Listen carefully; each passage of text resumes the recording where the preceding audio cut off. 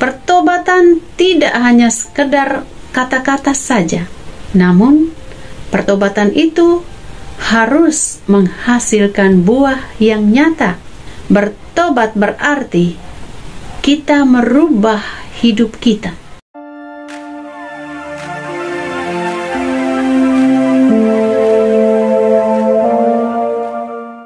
Setia dalam kerasulan, tulus dalam pelayanan, mempedulikan kaum menderita.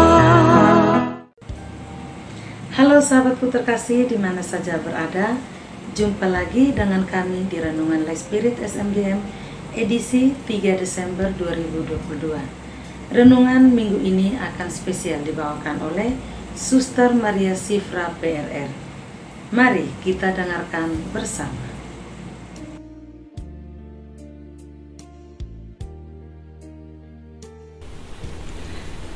Tuhan beserta kita sekarang dan selama-lamanya. Bacaan dari Injil Matius bab 3 ayat 1 sampai dengan 12. Yohanes Pembaptis. Pada waktu itu, tampillah Yohanes Pembaptis di padang gurun Yudea dan memberitakan, "Bertobatlah, sebab kerajaan sorga sudah dekat." Sesungguhnya dialah yang dimaksudkan Nabi Yesaya ketika ia berkata, "Ada suara orang yang berseru-seru di padang gurun, persiapkanlah jalan untuk Tuhan, luruskanlah jalan baginya."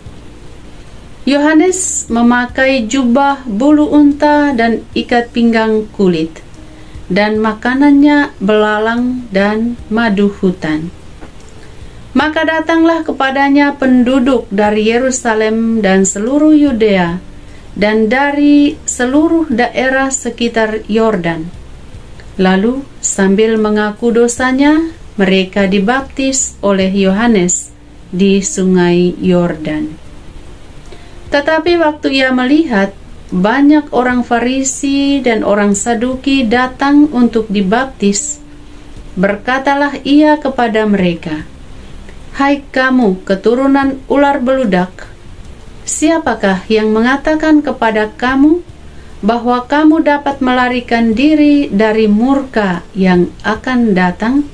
Jadi, hasilkanlah buah yang sesuai dengan pertobatan. Dan janganlah mengira bahwa kamu dapat berkata dalam hatimu, 'Abraham adalah bapa kami.' Karena aku berkata kepadamu, Allah dapat menjadikan anak-anak bagi Abraham dari batu-batu ini. Kapak sudah tersedia pada akar pohon, dan setiap pohon yang tidak menghasilkan buah yang baik pasti ditebang dan dibuang ke dalam api. Aku membaptis kamu dengan air sebagai tanda pertobatan, tetapi Ia yang datang kemudian daripadaku lebih berkuasa daripadaku, dan aku tidak layak melepaskan kasutnya. Ia akan membaptis kamu dengan Roh Kudus dan dengan api.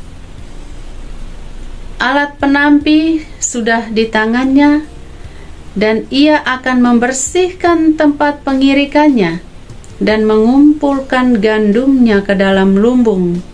Tetapi debu jerami itu akan dibakarnya dalam api yang tidak terpadamkan." Demikianlah sabda Tuhan. Terpujilah Kristus.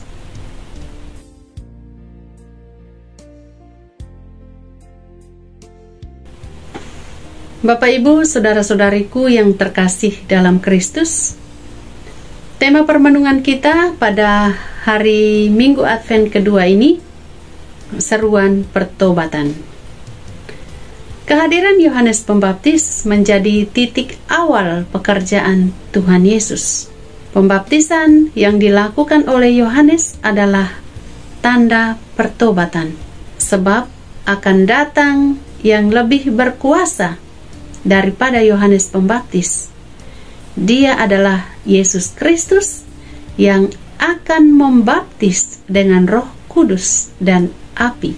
Hal ini juga dipertegas oleh Tuhan Yesus ketika Yohanes menolak untuk membaptisnya, seperti yang tercatat di Injil Matius bab 3 ayat 15.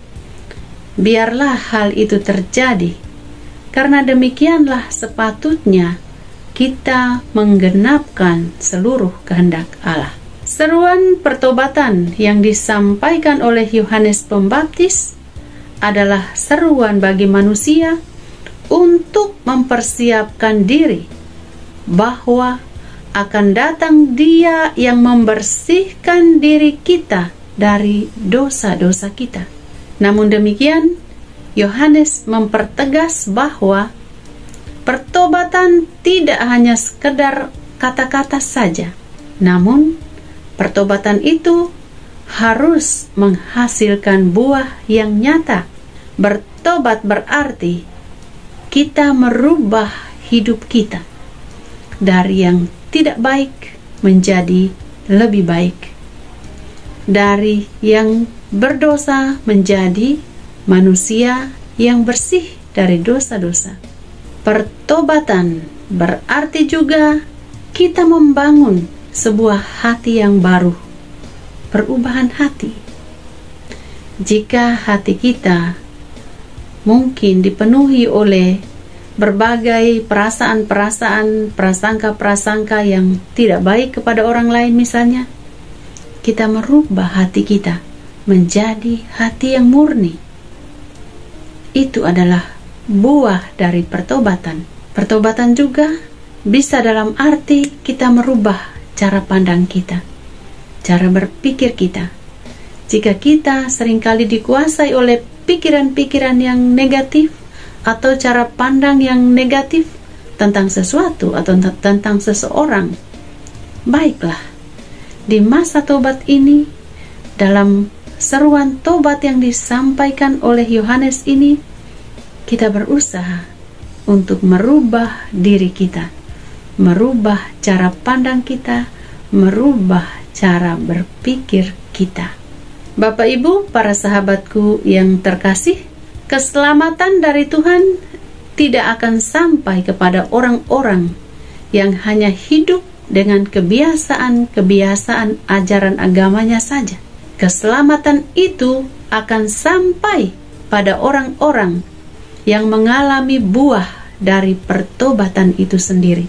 Yohanes Pembaptis dengan tegas telah menyatakan kepada kita bahwa keselamatan itu hanya bagi orang-orang yang menghasilkan buah dari pertobatan. Itu kita dengar dari bacaan Injil tadi.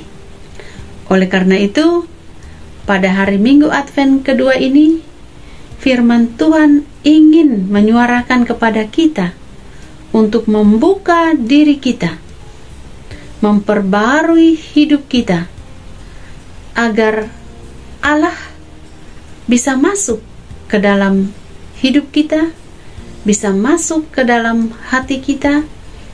Allah bisa mengubah keseluruhan hidup kita dari yang tidak baik menjadi yang lebih baik. Mari kita indahkan seruan pertobatan yang dikumandangkan oleh Yohanes Pembaptis. Selamat menikmati sukacita dan pertobatan di hari Minggu Advent kedua ini. Tuhan memberkati kita sekalian.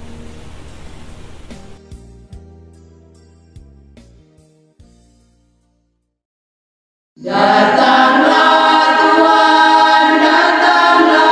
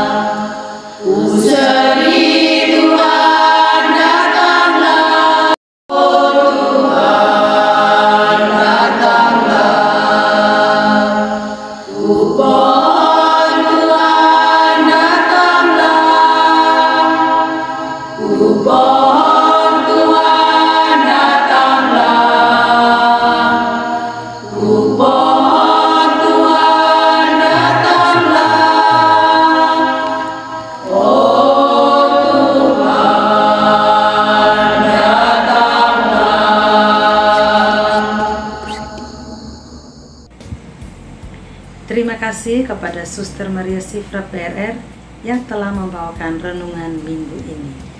Sampai jumpa di Renungan Les Spirit SMGM edisi berikutnya. Jangan lupa untuk dukung kami dengan cara like, komen, subscribe, dan share video ini kepada sahabat-sahabat kita yang membutuhkan renungan ini. SMGM melayani dengan sepenuh hati. Tuhan Yesus memberkati. Dadah. Semangat melayani dengan sepenuh